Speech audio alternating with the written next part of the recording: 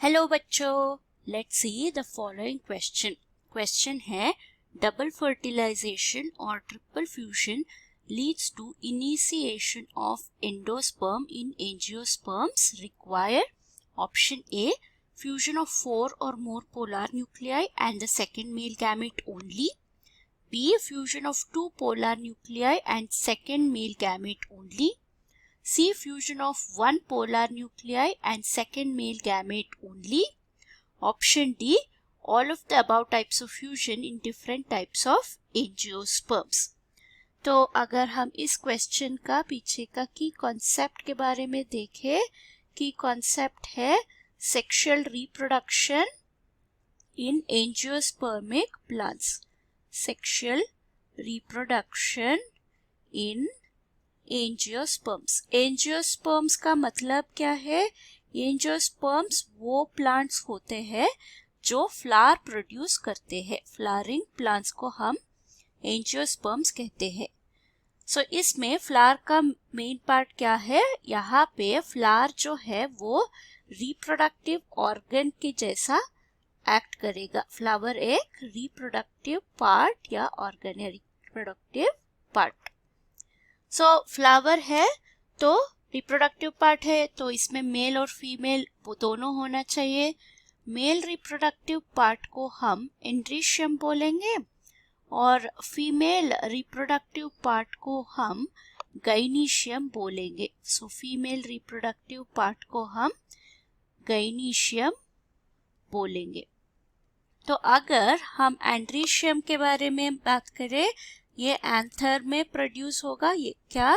Male gamete anther में जो pollen सैक्स है वहाँ पोलन ग्रेन्स प्रोड्यूस होंगे। पोलन ग्रेन्स के अंदर से हमें 2 मेल गैमेट्स मिलेंगे। 2 मेल गैमेट्स एक पोलन ग्रेन से हमें मिलेंगे। क्यों? ये हम आगे देखेंगे। तो हमने अभी एंड्रीशियम या एंथर के बारे में जान लिया। अभी हम देखेंगे गाइनीशियम के बारे में। गाइनीशियम में क्या होगा? मेनली हमारा ओवरी होगा। ओवरी में बहुत सारा एक या मेनी ओव्यूल्स होंगे।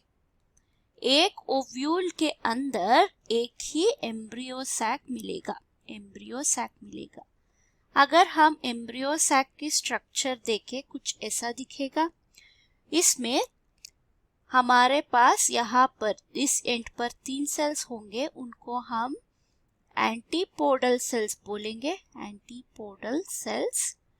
नीचे की तरफ 2 बड़े सेल्स होंगे, इनके नाम है साइनर्जिड्स। ये है हमारा साइनर्जिड्स।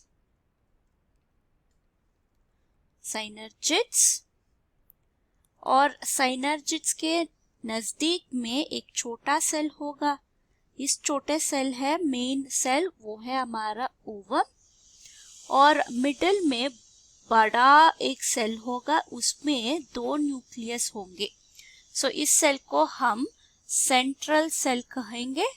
और सेंट्रल सेल में जो न्यूक्लियस है उसको हम पोलर न्यूक्लियाई बोलेंगे। Polar nuclei.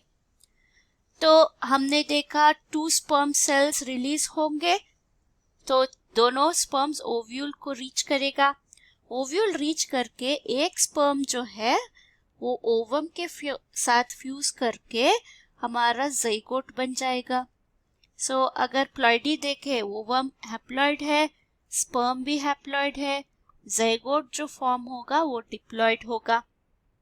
और सेकेंड स्पर्म जो है वो पोलर न्यूक्लियाई यानी सेंट्रल सेल से फ्यूज हो जाएगा। पोलर न्यूक्लियाई में 2 न्यूक्लियाई है, तो N+N लिखेंगे। स्पर्म सेल एक हैप्लॉइड है, तो रिजल्टिंग सेल को हम एंडोस्पर्म कहेंगे। एंडोस्पर्म क्या होगा? ये एक ट्रिप्लॉइड स्ट्रक्चर होगा, क्योंकि यहाँ पे 3 सेल्स, 3 न्यूक्लियसेस फ्यूज होंगे। इसको हम बोलेंगे ट्रिपल फ्यूजन। सो ट्रिपल फ्यूजन का मतलब है 3 हैप्लॉइड न्यूक्लियस का फ्यूजन। और यहाँ पे दो तरीके का फर्टिलाइजेशन हो रहा है। एक है पोलर न्यूक्लियाई से और एक से ओवम से, तो इसको हम बोलेंगे डबल फर्टिलाइजेशन। ये एंजियोस्पर्मिक प्लांट्स का स्पेशल फीचर है।